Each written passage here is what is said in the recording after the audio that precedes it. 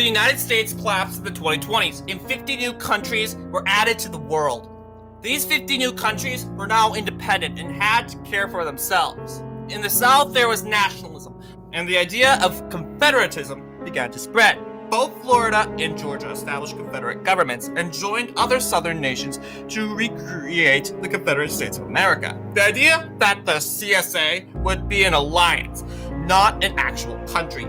Why the two states were so determined to create this alliance was to solve a border dispute regarding the Florida-Georgia border. The Confederation at the time only included Alabama, Mississippi, Florida, and Georgia. And when the Confederation held a conference to discuss the border, the Confederation refused to acknowledge the crisis and declared neutrality. So, with no peace deal in place, war was declared by both Georgia and Florida.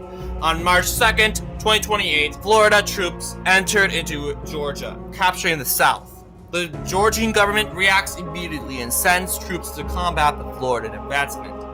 The Georgians decided to attack the eastern coast of Florida, following the Suwannee River.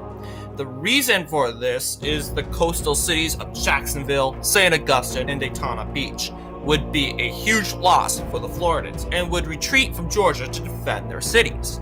On March 10th, Georgian army besieged Jacksonville, but that was a failure because the Floridans already armed the city and won a decisive victory over the Georgians. By March 12th, Floridans reached Albany, Georgia, and laid siege. Georgians were worn out militarily and had no choice but to surrender to Florida. The treaty stated that Georgia would cede its south to Florida. The war was over and cities like Jacksonville and Albany suffered casualties. However, leaders and politicians would bond the two states together, and as the CSA was growing, Georgia and Florida would be the major influencers.